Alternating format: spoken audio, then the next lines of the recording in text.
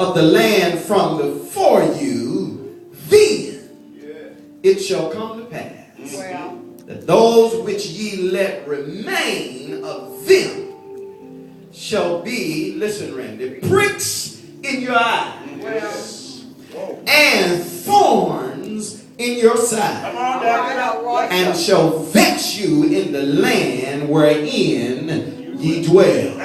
That's all I want to read right there. Amen. It's an if and then situation. Amen. If you let them hang in there, they're going to mess with you while they're there. Amen. I want you to do this and grab your neighbor by the hand, and some of the young folk may take it another way, but y'all will see where I'm going. Grab somebody by the hand and look them in their face. Say, neighbor, get the junk out of your truck. Give the Lord a hand clap of praise. Get the junk out of your trunk. Junk in the trunk. You gotta get the junk out of the trunk. I want to say this before I get started, that a young man reached out to me on a couple of weeks ago, Brother Ricky King. He called me and I didn't know who he was. He said that I met him in the hospital when he was in the hospital bed, and I was visiting somebody earlier this year, back in February, and he went to tell me how God had brought him out of a dangerous situation. Shot 6 times. And the physician said he didn't know how he made it. Because he lost so much blood, like he was laying in a pool of water. Stand up, Brother King. He's here with us today.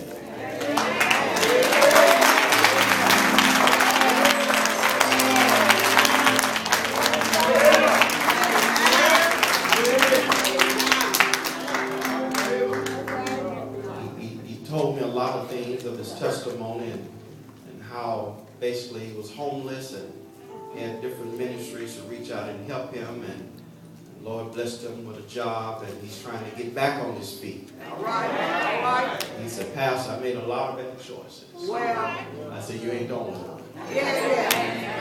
right. He said, a lot of my family members, they really just excommunicated me because I didn't listen to them when they was trying to help me. I said, you ain't the only one. All right. He said, and I have a 7-year-old daughter who the mother just brought to me and said, you raise her. And he said, I was doing fine. One day I was doing fine. Then I got shot 6 times. It looked like the rug was snatched from under me. Come on. He said, Pastor, not one person from the neighborhood I grew up in reached out to me. My so-called friend turned their backs on me. I said, you ain't the only one. My brothers and sisters, sometimes we have to understand, and I'll let him speak a little later on, sometimes you have to be careful. Come on. Who you call your friend. All right. One writer said that you need to keep your friends close. Keep your enemies closer. And in this particular text that really has been weighing on me for several weeks, because I realized that if we're going to move in ministry, if we're going to stop hanging around this mountain, if we're going to succeed in what God has allowed us to succeed in, there's some stuff we got to get rid of. Come on, Bridget. Okay, so some of you have it. You put it away. Now, actually, you really don't know what it is, and you don't really understand how long you had it. There's a lot of stuff in there, and you keep telling yourself, I'm gonna get rid of this. I'm gonna clean up my closet. I'm gonna get away to the club. all that stuff we just hang on to. But instead of doing what we say we'll do, we get more stuff. Come on, Gavin. And as long as Doc Harlan, we can stuff in our trunk, we just keep on stuffing it.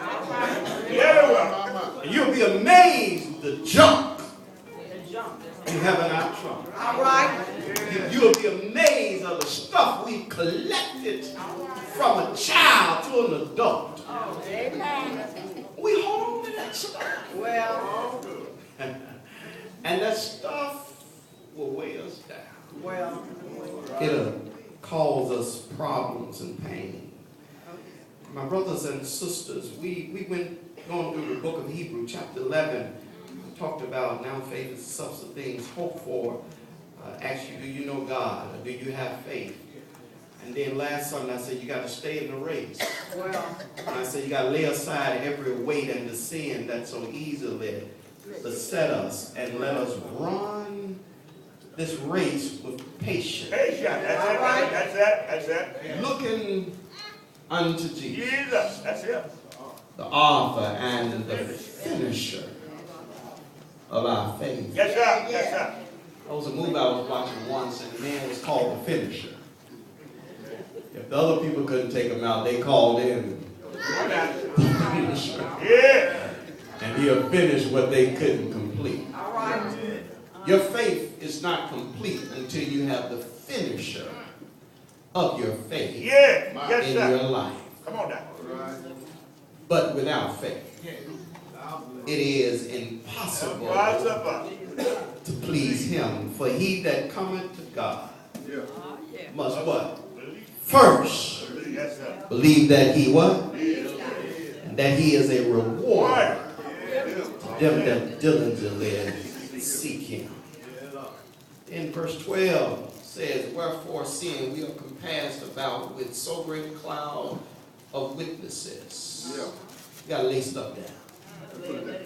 So today, since we have faith and we're in this race, we got to get rid of the junk. Amen. Get out of trunk. Get rid of it. That's it, sir. Tell your neighbor, we got to get rid of it. Gotta get rid of it.